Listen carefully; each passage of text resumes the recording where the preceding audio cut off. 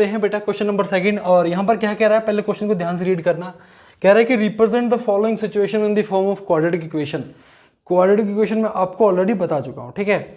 अब यहाँ पर आपको केवल रिप्रेजेंट करना है क्वाड्रेटिक इक्वेशन में, लेकिन आपको ना एक स्टेप आगे भी जाना है, आपको इसको सोल्यूशन भी निकाल के देने हैं, ठीक है बेटा। तो देखना पहला क्वेश्चन आराम से पढ़ना, पहले आराम से पढ़ो, ठीक है। The area of rectangular plot is 528 meter square, ठीक है। अभी रेक्टेंगुलर प्लॉट है तो उसका एरिया इतना दिया है। Length of the plot is one more than twice its breath, ठीक है ना। अब आपको क्या फाइंड करना है, लेंथ और ब्रेथ फाइंड करनी है। हालांकि यहाँ आपको केवल इक्वेशन में शो करके देना है, लेकिन एग्जाम में लेंथ और ब्रेथ अलग से निकालने को आएगी, ये चीज आप ध्यान में रखना, ठीक है। वो मैं करा दूंगा। अब सुनो, वर्ड प्रॉब्लम आपने आज तक करी है, लेकिन आज तक आपको बेहतर तरीके से नहीं आई, लेकिन आज मैं आपको अच्छे से सिखा दूंगा, ठीक है। देखना सुनो, वर्ड प्रॉब्लम में यहां पर ध्यान से देखो, length of the plot is one more than twice its breath. अब मैं आपसे बोलूं कि आप मुझसे 4 साल बड़े हो, एग्जाम्पल आप मुझसे 4 साल बड़े हो, तो मैं अपनी एज को एक्सलेट करूंगा ना। फिर आप मुझसे 4 साल बड़े हो तो मैं आपकी एज को x+4 करूंगा। सिमिलरली यहां लेंथ ब्रेथ से ट्वाइस वन मोर देन है, तो इसका मतलब आपको क्या लेट करना है, ब्रेथ को लेट करना है, ठीक है। तो इसका सोल्यूशन देखिए ध्यान से, let the breadth of the plot be x, ठीक है। अगर ब्रेथ x है तो लेंथ कितना हो जाएगा, देन लेंथ कह रहा है कि वन मोर देन ट्वाइस, मतलब दुगने से, ट्वाइस का मतलब होता है दुगना और थ्राइस का मतलब 3 गुना, ठीक है। तो ट्वाइस मोर देन मतलब वन मोर देन ट्वाइस है, तो इसका मतलब ब्रेथ कितनी बेटा, ब्रेथ कितनी x है, तो x का 2 गुना उससे 1 ज्यादा, तो लेंथ कितनी हो जाएगी बेटा, लेंथ को हम लिख सकते हैं 2x+1। ये आपकी लेंथ हो गई, ये आपकी लेंथ हो गई, ठीक है। तो आपने 2 चीजें निकाल ली, यहाँ पर क्या क्या निकाल लिया बेटा, आपने यहाँ पर क्या निकाल लिया, ब्रेथ, दूसरी क्या निकाल ली, लेंथ। अब आपको निकालना है एरिया, है ना, मतलब एरिया आपको गिवन है, तो एरिया क्या होता है, एरिया ऑफ रेक्टेंगल क्या होता है बेटा, लेंथ मल्टीप्लाई ब्रेथ, ये तो होता है। तो आपको क्या करना है, according to question, length multiply breadth कितनी गिवन है, 528 मीटर स्क्वायर, ये तो गिवन है, हाँ ना। इसको यहां सॉल्व कर रहा हूं बेटा। तो लेंथ कितनी बेटा, 2x+1, अब ब्रेथ कितनी बेटा, x। तो ये हो गया लेंथ और ये हो गया ब्रेथ, इन दोनों की मल्टीप्लाई, और ये कितने गिवन है, 528। ऐसे तो करते हैं शो। अब आपको इक्वेशन बनानी है, तो x की जब 2x से मल्टीप्लाई होगी, होता क्या है यहाँ पर, सुनो होता क्या है, x की इससे मल्टीप्लाई होती है एक बार, इससे होती है एक बार, तो x की जब 2x से होगी तो ये हो जाएगा 2x², और x की जब 1 से होगी तो x बन जाए x, ये भी प्लस, ये प्लस तो प्लस का रहेगा, इज इक्वल्स टू 528। अब इसको इधर ले आओगे आप, तो 2x² प्लस x माइनस का 528 इक्वल्स टू 0। ये आपकी standard form of quadratic equation हो गई, ठीक है। तो ये इसका आंसर रहेगा, आपको ऐसे शो कर दिया, ठीक है। हालांकि इसका सोल्यूशन आप आगे करिएगा बेटा, इसको मैं आगे सिखा दूंगा आपको, एक्सरसाइज 4.3 के बाद में एग्जांपल्स की वीडियो डाल दूंगा सेपरेट करके, वहां इसके सोल्यूशन कर दूंगा, ठीक है। समझ में आ रहा है, नहीं आ रहा है, चलो तो क्वेश्चन नंबर सेकंड की तरफ चलते हैं। अब यार इसको नोट कर लो फटाफट से बेटा, फटाफट से नोट करो यार, चलो तो कर लिया नोट, ठीक है। तो अभी फर्स्ट मैंने क्वेश्चन नीचे लिख दिए हैं, आप अपनी बुक में देखिएगा, चलेगा मेरे दोस्तों, चलेगा।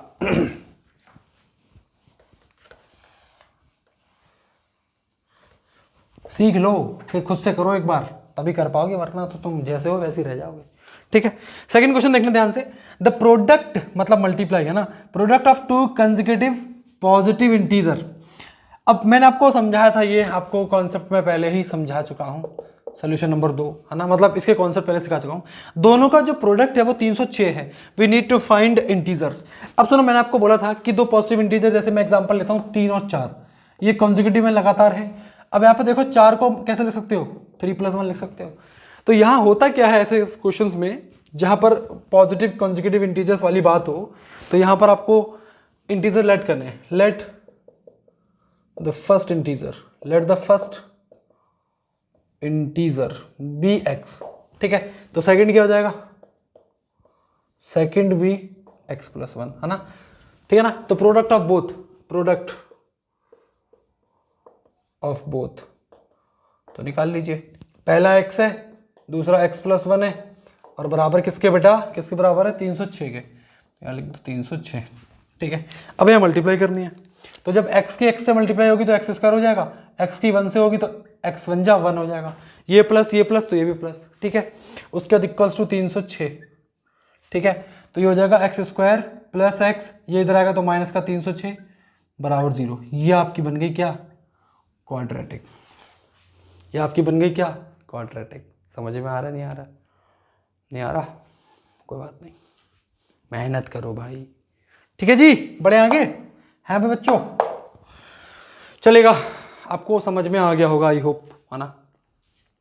ऐसे सवाल हमेशा ऐसे ही करने हैं, मिडिल टर्म स्प्लिट लगाओ, क्वेश्चन सॉल्व करो, ठीक है। तो यहाँ पर सेकंड क्वेश्चन होता है सॉल्व, और आप लिख लीजिए इसका सोल्यूशन, और फिर बढ़िए आगे, फिर हम करते हैं ख़त्म एक्सरसाइज को ध्यान से, ठीक है जी।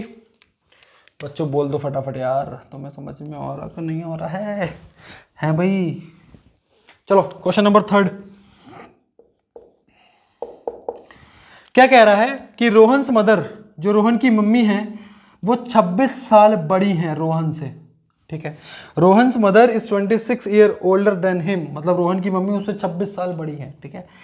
The product of their edges, है ना, इन दोनों की एज का जो प्रोडक्ट है 3 साल बाद, आज से 3 साल बाद 360 होगा, आज से 3 साल बाद 360 होगा, ठीक है। कोई बात नहीं, हम यहाँ करेंगे क्या, सुनना मेरी बात ध्यान से, आज की प्रेजेंटेज, पहले इनकी प्रेजेंटेज निकालते हैं पहले, ठीक है। लेट द प्रेजेंट, अब सुनो, रोहन की मम्मी उससे 26 साल बड़ी है, तो किसकी एज लेट करूंगा, रोहन की। Let the present age of Rohan be x, ठीक है। रोहन की प्रेजेंट एज को मैंने क्या लेट कर लिया, एक्स लेट कर लिया, ठीक है। Then the present age of, present age of Rohan's mother be x plus 26 साल बड़ी है ना, एक्स प्लस 26 साल बड़ी है यार। खुद सोचो ना, तुम्हारा दोस्त तुमसे 5 साल बड़ा है, तो अपनी एज में 5 ऐड करोगे, ठीक है। अब ये तो थी यहां वाली, यहां तक की बात। अब product of their ages 3 year from now, आज से 3 साल बाद, तो according to question after 3 years age of Rohan will be x plus 3। आज से 3 साल बाद रोहन की एज क्या हो जाएगी, x plus 3, and then after 3 years age of Rohan's mother will be. आज रोहन की मम्मी की एज कितनी है, आज रोहन की मम्मी की एज कितनी है, एक्स प्लस 26 है ना, 3 साल बाद कितनी हो जाएगी, 3 और जोड़ दूंगा। आज अगर x प्लस 26 है तो 3 साल बाद x प्लस 26 प्लस 3 हो जाएगा, यानी कि x प्लस 29, ठीक है। प्रोडक्ट ऑफ देयर एजेस कितना हो जाएगा, प्रोडक्ट ऑफ देयर एजेस 360, ठीक है जी बेटा। प्रोडक्ट ऑफ देयर एजेस कितना हो जाएगा बेटा, product of their edges x plus 3 साल बाद, और x प्लस 29 3 साल बाद। ये उसकी रोहन की और उसकी मम्मी की दोनों का प्रोडक्ट करेंगे तो कितना आएगा 360, कितना आएगा 360। आई होप अब आप अच्छे से वर्ड प्रॉब्लम समझ गए होंगे। कोई दिक्कत आ रही क्या है भाई, मेरे बच्चों बताओ फटाफट से यार, कोई दिक्कत आ रही है क्या है भाई। चलो आ गया समझ में तुम्हें, ठीक है। वो कह रहा है कि अच्छे से आ गया समझ में सर, ठीक है। तो इसको बुक से देख लीजिएगा, ठीक है। प्रोडक्ट करते हैं इसका फटाफट से, करो प्रोडक्ट फटाफट से। कैसे करना है, x into x x square, x into 29 x हो जाएगा ये, 3 into x 3x, 3 into 29 87 equal to 360। अब देखो x square plus 29 plus 3 32x 87, ये इधर आएगा तो माइनस का 360 बराबर 0, ठीक है। तो एक्स स्क्वायर प्लस 32x, अब देखो 360 से 87 माइनस करो, प्लस माइनस माइनस होता है, यानी कि बड़े में से छोटा माइनस होगा, तो 60 है क्या, ये बचेगा 273, ठीक है, माइनस का बचेगा। तो ये आपकी क्या बन गई बेटा, ये क्या बन गई, क्वाड्रेटिक, ठीक है। ये क्या बन गई, क्वाड्रेटिक। आई बात समझ में कि नहीं आई, बताओ फटाफट से। हैं दोस्तों, कर दे नोट, कर लोगे नोट या वो मैं करूं? ठीक है, तो करिए फटाफट से यार। ठीक है, तो नेक्स्ट क्वेश्चन की तरफ बढ़ते हैं, उससे पहले नोट करो फटाफट से। चलो,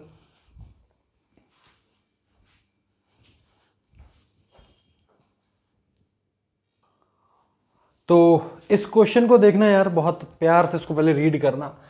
अ train travels a distance of 480 kilometre at a uniform speed. If the if the speed had been 8 kilometer per hour less, then it would have taken 3 hours more to cover the same distance. We need to find the speed of the train. यार ये सब समझने से पहले एक चीज समझो, सुनो। एक फॉर्मूला होता है, time is equals to distance upon में स्पीड। पहले तो ये फॉर्मूला, ये जो फॉर्मूला है ना दोस्त, ये फॉर्मूला रटो बहुत अच्छे से। क्लियर है ये चीज? तो ये formula time equals to distance upon में स्पीड, ये फॉर्मूला समझ में आना चाहिए।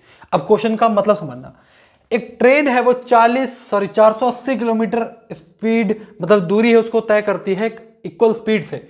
If the speed had been, अगर स्पीड को 8 किलोमीटर पर आवर कम कर दिया गया होता तो इस डिस्टेंस को, सेम डिस्टेंस को कवर करने में 3 घंटे ज्यादा लेती।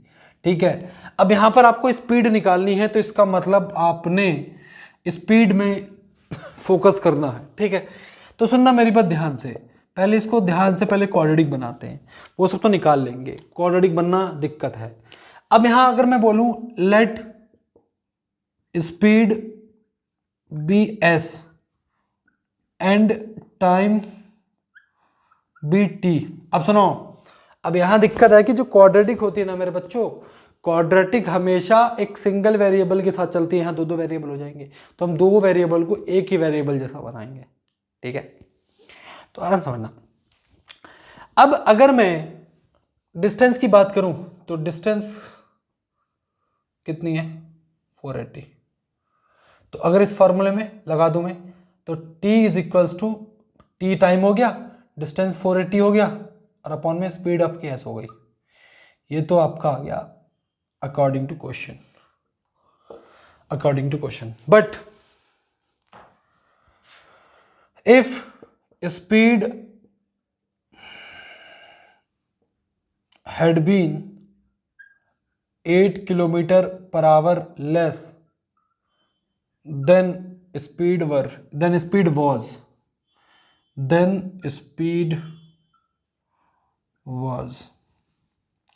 क्या होती स्पीड? देन स्पीड वॉज ना लिखो चलेगा, तो स्पीड क्या होती? स्पीड कितनी है फिलहाल, कितनी है? एस है, तो S minus 8 kilometre per hour.